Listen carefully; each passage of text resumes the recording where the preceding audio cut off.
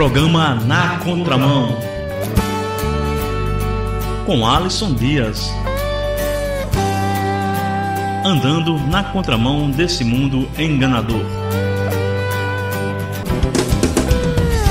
Eu ando na contramão do mundo. Eu fujo de toda tentação, pra não pecar contra ti e não magoar o teu coração. Boa tarde, ouvintes da Kadosh Web Rádio. Está no ar mais um programa Na Contramão. Eu sou Alisson Dias e hoje nós vamos continuar os nossos estudos no Evangelho de João. E hoje nós chegamos no capítulo 9. Nós vamos falar sobre a cura do cego de nascença e as suas consequências. E nós vamos estudar hoje todo este capítulo. Então vamos começar, porque o capítulo é extenso e não podemos perder tempo. Então vamos fazer uma leitura dos versículos 1 até o 7. Caminhando Jesus viu um homem cego de nascença, e os seus discípulos lhe perguntaram: Mestre, quem pecou, este ou seus pais, para que nascesse cego? Respondeu Jesus: Nem ele pecou, nem seus pais, mas foi para que se manifestasse nele as obras de Deus. É necessário que façamos as obras daquele que me enviou enquanto é dia. A noite vem, quando ninguém pode trabalhar. Enquanto estou no mundo, sou a luz do mundo. Dito isso, cuspiu na terra e, tendo feito lodo com saliva, aplicou aos olhos do cego, dizendo-lhe: Vai, lava-te no tanque de Siloé, que quer dizer enviado. Ele foi, lavou-se e voltou vendo. Então, como nós estávamos estudando na semana passada, Jesus, naquela discussão imensa com os religiosos, né? E Jesus, vemos aqui no versículo 59 do capítulo 8, então pegaram pedras para atirarem nele, mas Jesus se ocultou. Então, Jesus naquela festa do tabernáculo, no último dia, então, durante aquela discussão que nós estudamos, ele reivindica a sua divindade, sua missão e autoridade, e por esse motivo eles tentam apedrejar. E Jesus segue caminho, vai se retirando ali de Jerusalém para continuar a sua jornada. E chegando lá, ele vê um homem, um cego de nascença, ali próximo do tanque de Siloé, ali, ele vê um cego de nascença. E os discípulos perguntam para ele: quem foi que pecou? Já que ele nasceu cego, né? Será isso um castigo de Deus? Por que ele nasceu cego? Os pais deles pecaram e por esse motivo ele foi castigado, ou é pecado dele mesmo? Quer dizer, ou ele pecou estando dentro do ventre da sua mãe, né? Porque se ele nasceu com pecado, então ele teria que ter pecado durante a gravidez. Então ele pecou durante a gravidez, ou é pecado dos pais dele, né? Então nós sabemos que as enfermidades, os males na nossa vida, no ser humano, eles são consequência do pecado, né? Mas não são consequência diretamente dos pecados, muitas vezes dos nossos pecados, ou dos nossos pais, que nós herdamos isso quando nascemos.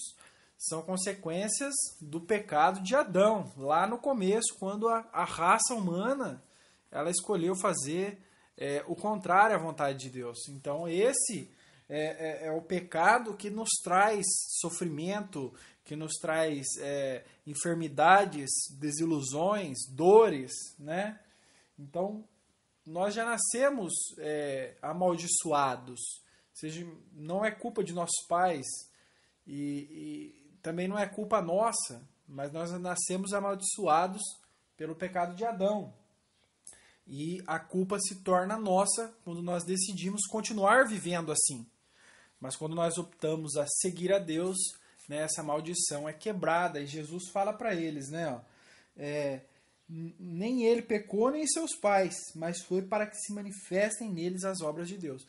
Jesus ele falou: bom, essa enfermidade, essa deficiência dele ter nascido cego, ela vai ser usada para que se manifeste o poder de Deus e a obra de Deus. E como que se manifestou a obra de Deus através da enfermidade desse homem?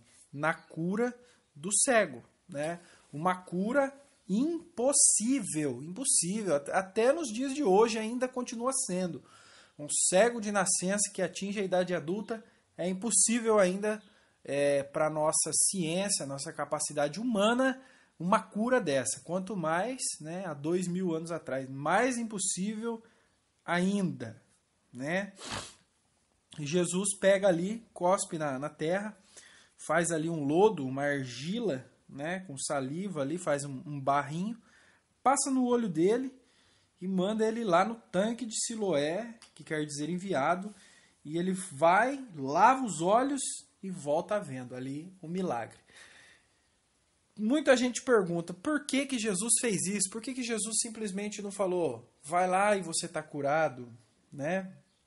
Como outros cegos aqui no Novo Testamento foram curados assim, simplesmente por palavra, né? Por que que esse cego teve essa atenção especial? Há várias interpretações de vários teólogos de renome, né? Não estou aqui para querer desvendar esse mistério, né? Vai ser mais uma interpretação. Mas, a meu ver aqui, no meu ponto de vista, acho que Jesus passou aquele terra nos olhos dele, porque passando aquela lama nos olhos dele ali, ele ia precisar se lavar, ele ia precisar lavar os olhos, né?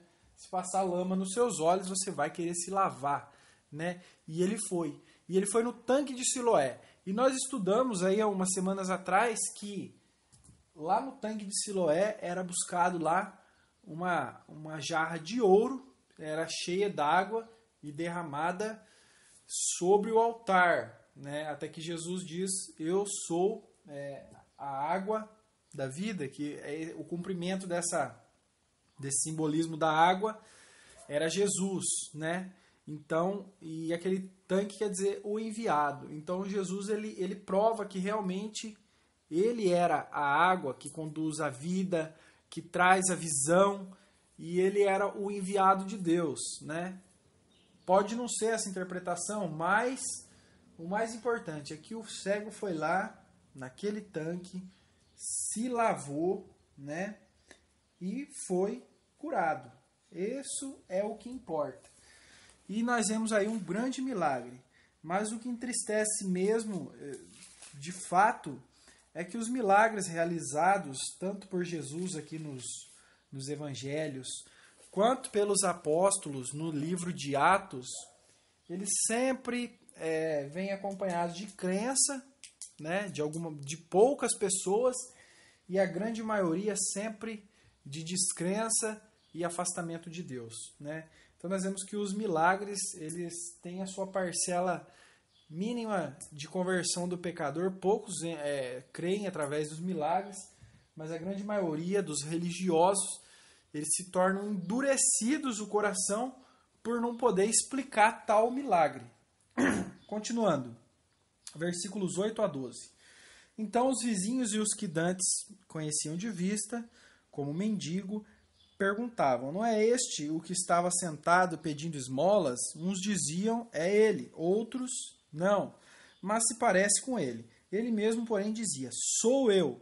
Perguntaram-lhe, pois, como te foram abertos os olhos?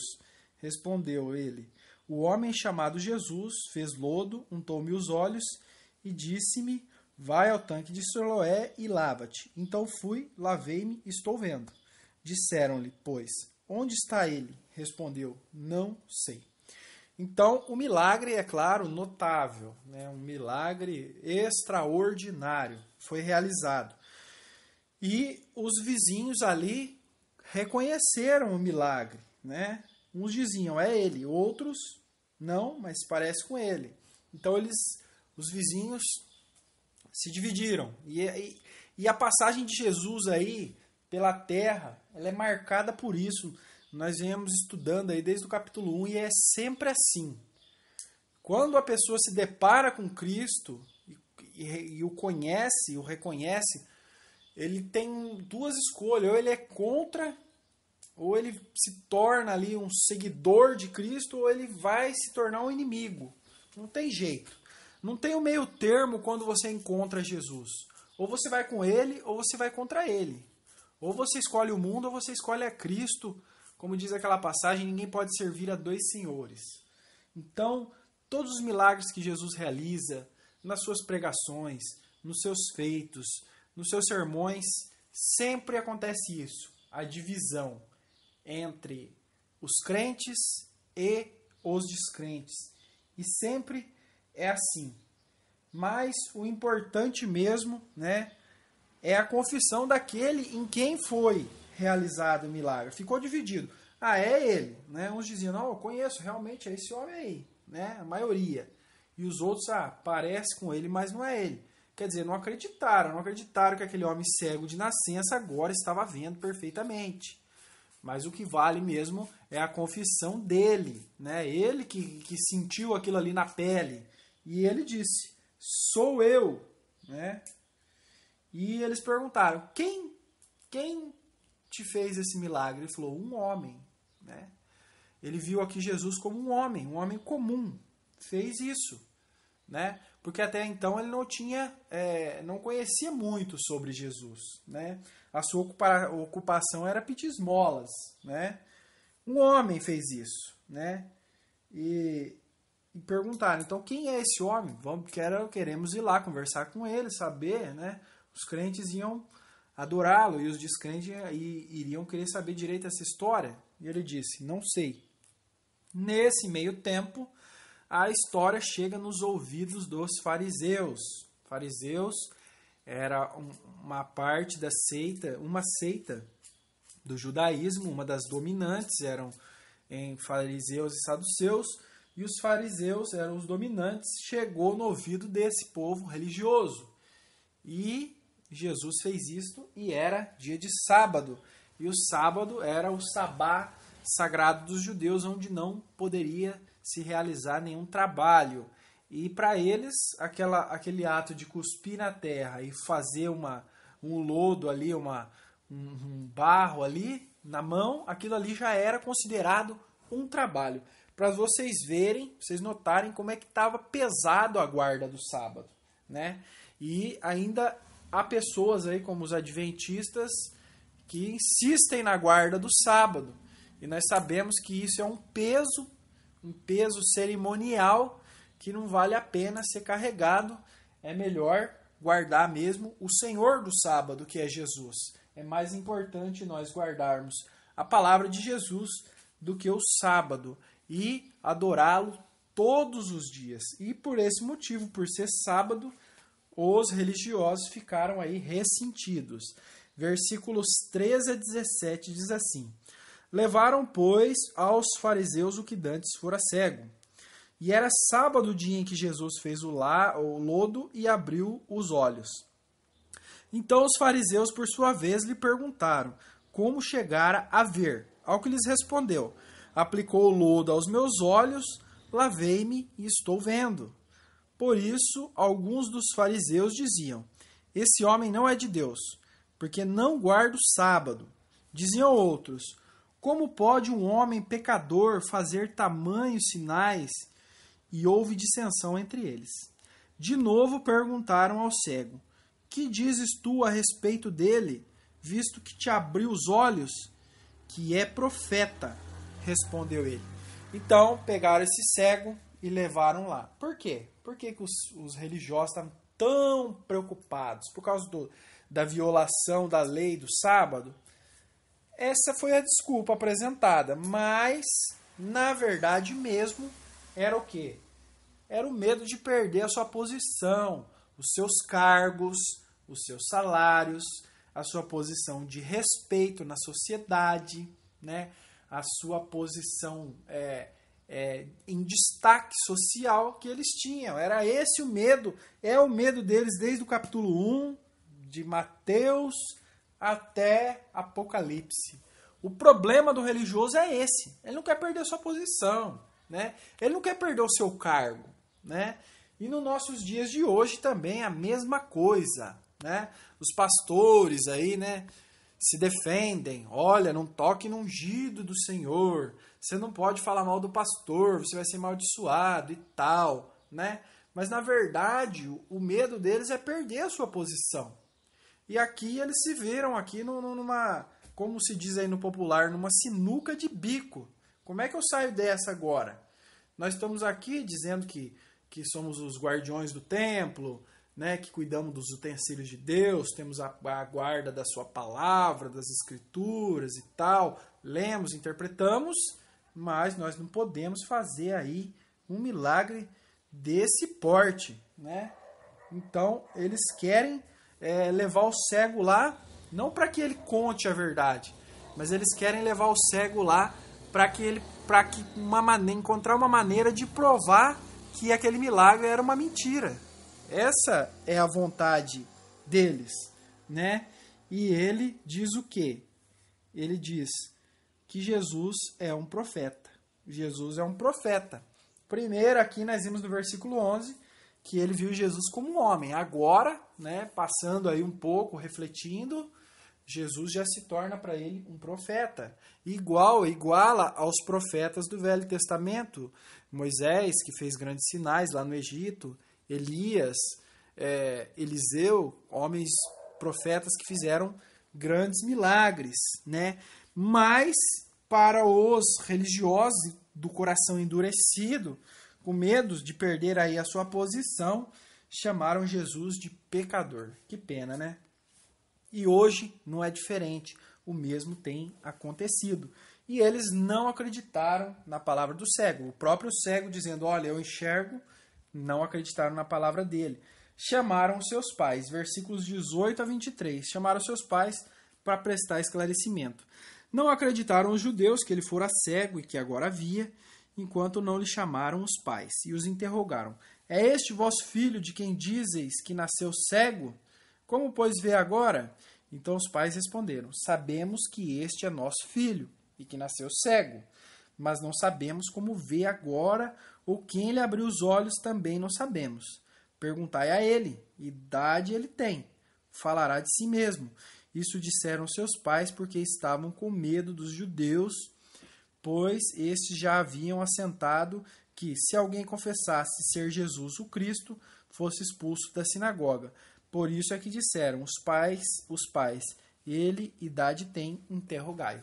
Então chamou os pais dele, mas os pais já sabiam que qualquer um que confessasse Jesus como Messias, como Cristo, como Salvador, esse tal seria expulso da sinagoga.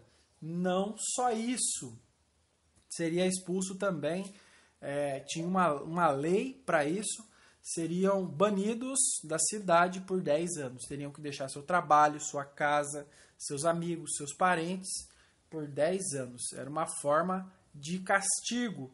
Então eles tiveram aí uma saída sábia, né? Eles se esquivaram, é claro, né? Tiveram medo, mas tiveram uma saída sábia. Disseram, olha, esse é o nosso filho, realmente. E realmente ele nasceu cego, com certeza, né? Mas perguntem para ele, ele já é maior de idade, ele já é adulto e ele sabe responder por si só, né? Perguntem a ele. Então eles tiraram a responsabilidade de si mesmos e jogaram toda a responsabilidade para cima do cego. E é claro que os fariseus, né, como nós bem os conhecemos, religiosos, não deixariam barato. Foram lá buscar o cego de novo. Lembrando, né, e defendendo também os pais dele, a pena era muito dura e o castigo era muito severo, né? Então, eles não se mostram descrentes em Jesus, né? Não se mostram blasfemos a Deus. Mas o maior problema aqui é o medo que eles sentiram, né, de serem expulsos da sua cidade, da sua casa, do seu trabalho, do seu convívio, né, da sua sociedade, e serem lançados fora e ter que recomeçar toda uma vida. Mas eles deram uma saída. Pergunte a ele. Ele é maior de idade, ele vai responder. E é realmente isso que eles fazem. Versículos 24 a 34. Uma grande leitura agora. Atenção. Então chamaram pela segunda vez o homem que fora cego e lhe disseram: dá glória a Deus, nós sabemos que esse homem é pecador. Ele retrucou: se é pecador, não sei. Uma coisa eu sei, eu era cego e agora vejo. Perguntaram-lhe, pois, que te fez ele? Como te abriu os olhos? E ele lhes respondeu: já vos disse, e não atendestes. Por que quereis ouvir outra vez? Porventura querereis vós também tornar-vos seus discípulos? Então juraram e lhe disseram: discípulo dele és tu, mas nós somos discípulos de Moisés. Sabemos que Deus falou a Moisés, mas este nem sabe de onde é. Respondeu-lhe o homem: nisto é de estranhar que vós não saibais de onde ele é, e contudo me abriu os olhos.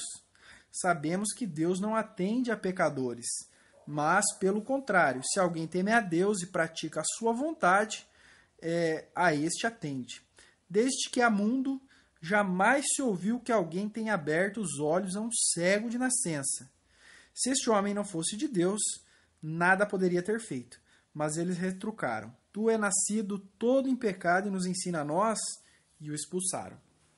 Então chamaram ele, mais uma vez, e disseram, dá glória a Deus, quer dizer, entrega esse milagre como sendo de Deus, e despreza esse homem, o tal Jesus. Desprezem ele, porque nós sabemos que ele é pecador. Olha só, olha o ato, Nós vemos o homem aqui, o cego, primeiro vê Jesus como um homem, depois como um profeta. A fé dele vai crescendo na pessoa de Jesus por ter sido operado aquele milagre. E eles vão se endurecendo. Olha, nós temos certeza de que Jesus é pecador. Nós temos certeza. Já imaginou? Vocês têm ideia de que pecado eles estavam praticando, acusando o homem sem provas, Eles estavam fazendo uma coisa terrível, E a descrença, a vontade de se manter na posição, vale qualquer preço. E Jesus mesmo, já um pouco ali no capítulo anterior, no versículo 46, que nós estudamos semana passada, diz assim, quem dentre vós me convence de pecado? Jesus, o proceder dele, a sua reputação era intocável. Jesus jamais cometeu um pecado, Jesus jamais cometeu alguma maldade, e Jesus foi tentado diretamente pelo diabo em condições terríveis, lá no deserto, com fome e sede, e ele resistiu a tudo. Mas esses homens, por inveja, por ciúme, por tantas coisas, disseram: ele é um pecador, dá glória a Deus, deixa esse pecado na conta de Deus e esquece esse homem porque ele é pecador. Mas o cego já tinha enxergado muito mais do que a luz física, a luz do sol. Ele já tinha enxergado muito mais do que isso. Os seus olhos espirituais já tinham sido abertos e ele passou a ter visão espiritual, E ele diz assim, ele argumenta contra eles, Ele diz assim, versículo 31, sabemos que Deus não atende a pecadores, mas pelo contrário, se alguém teme e pratica a sua vontade, este atende. Desde que há mundo, jamais se ouviu que alguém tenha aberto os olhos a um cego de nascença. Se este homem não fosse de Deus, nada poderia ter feito. Então ele fala, vocês estão vendo? Jamais o cego voltou a enxergar. Isso é uma coisa incrível. Isso também era um cumprimento da profecia, do Velho Testamento, Da profecia lá em Jeremias, capítulo 11, por ali, que fala que o Messias, ele abriria os olhos aos cegos, Então esse cego, ele passou a ter visão não só física, mas também espiritual, Se Deus não tivesse com ele não poderia fazer tal milagre, E foi um argumento aí irrevogável, né? Vocês se dizem de Deus, mas vocês não podem fazer isso. Vocês estão aí com essas vestes sagradas, vocês têm as escrituras na mão, o templo e tudo mais, mas vocês não podem fazer isso. Só Jesus é que tem poder para fazer isso, esse tal milagre. Então eles ficaram sem argumento. E quando o homem fica sem argumento, aí ele começa a falar bobagens, né? E eu tenho discutido aí nas redes sociais com tantos religiosos piores do que esses fariseus aqui, né? E quando eles ficam sem argumentos, aí eles partem para ofensa. Versículo 34. Mas eles retrucaram: tu é nascido todo em pecado e não se ensina a nós? E o expulsaram. E esse homem, ele teve aí, foi expulso daquela maneira que os pais dele temeram, da sinagoga, também da cidade, foi banido, né? Mas ele não temeu. Ele não tinha nada, era um cego pedindo esmola, agora ele passou a ver, então ele não se importou em ser banido pelo nome de Jesus. Que maravilha, né? Para encerrar, versículos 35 a 41, agora o cego, depois de banido, ele se encontra com Jesus e vamos ver aqui no que se dá. Ouvindo Jesus que o tinham expulsado, encontrando-o, lhe perguntou: crês tu no Filho do Homem? Ele respondeu e disse: quem é, Senhor, para que eu creia nele? E Jesus lhe disse: já o tenho visto, e é o que fala contigo. Então afirmou ele: creio, Senhor, e o adorou. Então aqui, nós vemos aqui o progresso do cego. Era cego, nada entendia. Também não era salvo, porque não conhecia Jesus. Só Jesus é o caminho, é o único caminho que leva à salvação. Então, no versículo 11, ele vê Jesus como um homem. No versículo 17, ele vê como um profeta. Já subiu o nível, né? E no versículo 38, ele vê como Senhor. Senhor, aqui na sua Bíblia, pode ver aí, tá com S maiúsculo, representa Senhor como divindade, como Deus. E provando que realmente essa palavra é isso que eu estou dizendo, né? E o adorou, prestou adoração a Jesus. Então Jesus, ele veio para abrir os olhos aos cegos, ele veio para trazer a visão, como ele diz no versículo 5, enquanto estou no mundo, sou a luz do mundo. E esse cego, ele não só teve a sua visão física recuperada, mas o mais importante, a sua visão espiritual. Ele pôde enxergar as coisas espiritualmente. Ele pôde encontrar Jesus, a luz do mundo. Agora ele não seria mais guiado cegamente pela religião, pelos religiosos, pelos invejosos, pelos malfeitores dos fariseus, mas agora ele seria guiado pelo Mestre, por aquele que é a luz, por aquele que diz também, né, que é a água da vida, o bom pastor, que nós vamos ver semana que vem, né, ele seria guiado agora por Deus, diretamente, que Jesus é Deus. Então nós vemos a progressão daquele que se encontra com Jesus. Mas aquele que se encontra com Jesus e decide segui-lo, com certeza ele vai ser banido dos religiosos, ele vai ser banido do mundo, e foi o que aconteceu com ele. E Jesus continua aqui, ó, versículo 39 a 41. Prosseguiu Jesus: eu vim a este mundo para juízo, a fim de que os que não veem vejam, e os que veem se tornem cegos. Alguns dentre os fariseus que estavam perto dele perguntaram-lhe: acaso também nós somos cegos? Respondeu-lhe Jesus: se fosseis cegos, não teria pecado algum. Mas porque agora dizeis, nós vemos, subsiste o vosso pecado. E Jesus diz que veio trazer a luz e a visão, a verdadeira visão espiritual ao mundo. E os fariseus perceberam que eram cegos. Eles mesmos se deram conta disso e disseram: então nós somos cegos? E Jesus falou: se vocês reconhecessem que eram cegos, assim como o cego reconheceu, quando eu perguntei para ele: você crê no Senhor? Ele disse: quem é para que eu creia? O cego reconheceu que era cego. Eles não, eles dizem que vêm. Então, eles permanecem no pecado, porque dizem enxergar. E só Jesus é a luz. Se você diz que enxerga, se você julga que enxerga, mas não segue a Jesus, não segue os seus mandamentos, os seus ensinamentos, você é um cego e precisa conhecer a luz, a verdadeira luz, que é Jesus. E só Jesus pode iluminar o seu caminho e você pode ver, não só com olhos físicos, como o cego, mas também como cego com olhos espirituais, enxergar as verdades e a vida eterna. Aceite hoje mesmo Jesus como seu único e suficiente Salvador. Obrigado por acompanhar o programa e semana que vem continuaremos no capítulo 10. Obrigado.